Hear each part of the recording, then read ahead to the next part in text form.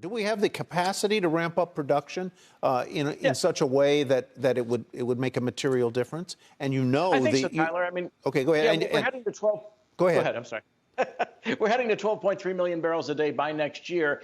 In the piece, I also suggest that the federal government, like it does with other commodity support systems, should, for American producers only, put a floor under the price of oil that's drilled here, $65 a barrel, let's say, and allow them to make sure that they remain profitable, particularly in the fracking community, but then produce flat out so that the global price of oil actually drops and hurts Saudi Arabia and Russia. It's time that we break away entirely from the Saudis. They're in an alliance with one of our two principal adversaries, and I think we should do everything we can to pull the rug out from underneath everybody who depends on oil revenue as a source of budgets, whether it's in Saudi Arabia or whether it's Vladimir Putin financing a war. Up production, put a floor under a domestically produced oil so that marginal frackers or other marginal pumpers of oil would be impelled to stay in the market. But you know what the response is among the environmental movement. They're going to say this was anathema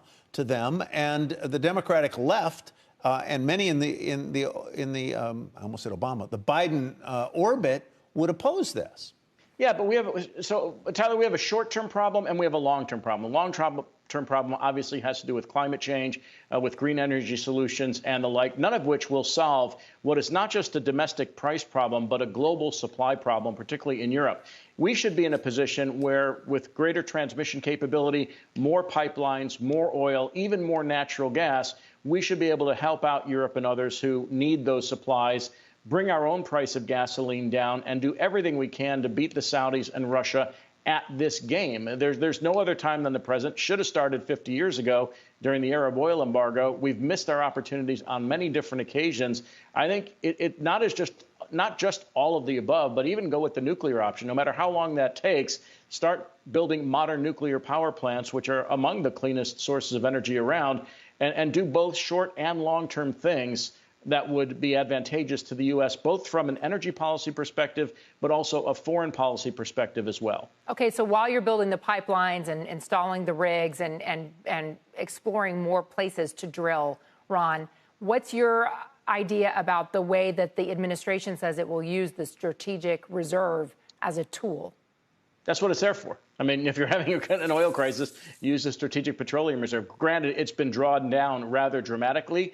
And listen, if prices come down noticeably, the administration could then start to restock it at much more favorable price levels than we have today. So I think there really needs to be some, and I hate to use this expression, out-of-the-box thinking around where we sit right now, both in the short run and in the long run. And again, I would even do business with with the Venezuelans and the Iranians and get them back into the nuclear deal and let them produce oil as well, or let Chevron go back into Venezuela. What's the difference between doing business with Venezuela and Iran versus Saudi Arabia and Russia? The enemy of my enemy is my friend, so we may as well take advantage of that geopolitical axiom. So let's talk a little bit about, I mean, in the United States, we became the world's largest, I agree with you 100. We became the world's largest producer of petroleum, right? Right. And then in 2014 and 2015, the Saudis decided to flood the world with oil to drive U.S. frackers out of business.